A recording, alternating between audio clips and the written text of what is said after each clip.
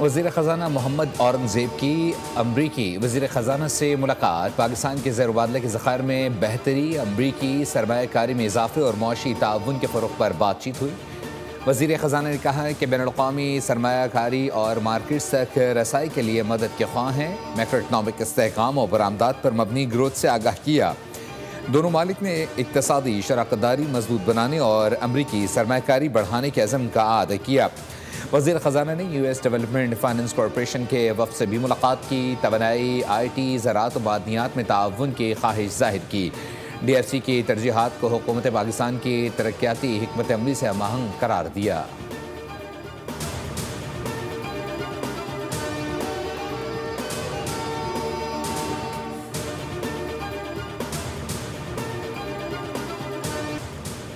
अमरीकी फ़ौज के मुसलसल 11वीं रात ईरान पर हमले। ईरानी फ़ौजी ऑपरेशन मराकज़, बहरी सलाहियतों, तैयारों के हैंगर, ड्रोन ज़ख़ीरागाहों और फ़ौजी लॉजिस्टिक के बुनियादी ढांचे को निशाना बनाया। शरीक परीज खोजिस्तान और बोशहर में धमाके। जवाब में ईरानी फ़ौज ने कुवैत में अमरीकी तनसीबात को निशाना बना लिया। रडार कॉम्प्लेक्स और बोबयान में रडार सिस्टम पर हमला। कैम्प दोहा को ड्रोन से निशाना बनाया गया।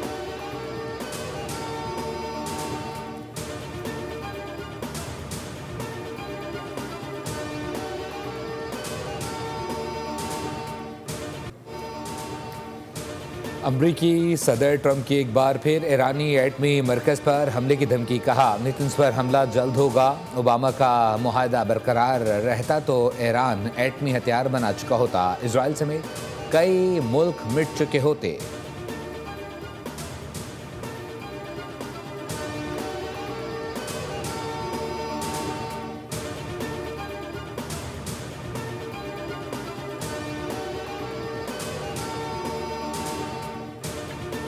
जौहरी तनसीबात पर हमला खित्ते में जंग के फैलाव का बाइस बनेगा। खातुमुल अंबिया ब्रिगेड ने खबरदार किया कि अगर अमरीका ने ईरान की जौहरी तनसीबात पर हमला किया तो खित्ते में अमरीका और उसके इत्तेहादियों के मफादात को निशाना बनाया जाएगा। खित्ते में अमरीका के लिए कोई जगह नहीं। अमरीकी फ़ौज मज़ीद नुकसानात से बचना चाहती है तो खित्ते से निकल जाए।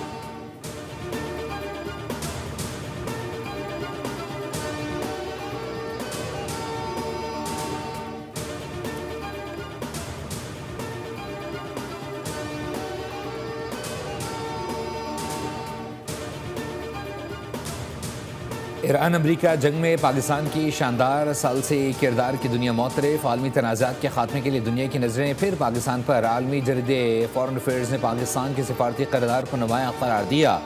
सिफारती किरदार पर जारी रिपोर्ट में कहा गया है कि पाकिस्तान इलाकाई सफारतकारी में अहम किरदार के तौर पर उभरा है। पाकिस्तान ने ईरान अमरीका जंग जीत ली है। 7 अप्रैल को आखिरी लम्हे में फील्ड मार्शल की कॉल ने तबाहकुन सूरत हाल को टाल दिया।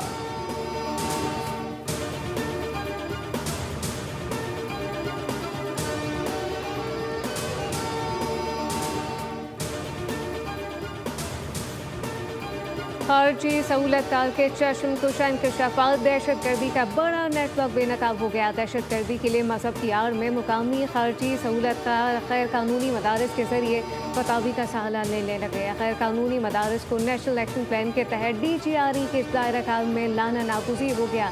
गिरफ्तार मुलजिम ने शिद्दत पसंद ग्रुप से वाबस्तगी का एतराफ़ किया। कहा कि भत्ताखोरी और धमकियों के लिए मुबैना तौर पर फतवों का सहारा लिया जाता था।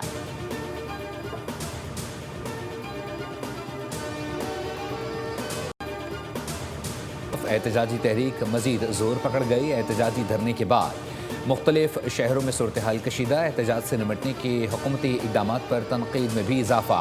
नौजवानों की एहतजाजी तहरीक ने मोदी के लिए नया चैलेंज खड़ा कर दिया है। एहतजाजी मुजाहरों के बाद हुकूमती पॉलिसीज़ पर सवालात उठने लगे। कॉकरोच जनता पार्टी का मोदी हुकूमत को दो टोक पैगाम। वज़ीर तालीम के इस्तीफ़े तक एहतजाज जारी रखने का ऐलान। वज़ीर तालीम और मोदी दोनों के इस्तीफ़े का मुतालबा।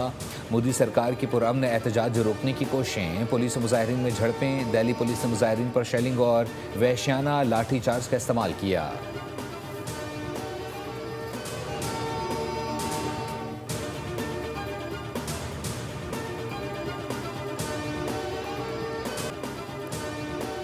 पाकिस्तान एशिया पैसिफिक में HIV के तेज़ तरीन फैलाव वाले ममालिक में शामिल है। साल 2025 में मुल्क में HIV के मुतासरीन की तादाद 3,69,000 से ज़्यादा रिकॉर्ड की गई, जिनमें 81% मर्द और 19% ख़वातीन शामिल। और रिपोर्ट के मुताबिक हर साल 50,000 से ज़्यादा नए केसेस सामने आ रहे हैं। इंजेक्शन के ज़रिए नशा करने वालों में सबसे ज़्यादा फैलाव 38% रिकॉर्ड किया गया। रिपोर्ट के मुताबिक पाकिस्तान TB के ख़तरे वाले दुनिया के पहले 5 ममालिक में शामिल है, जहाँ सालाना लाखों नए केसेस रिपोर्ट हो रहे हैं।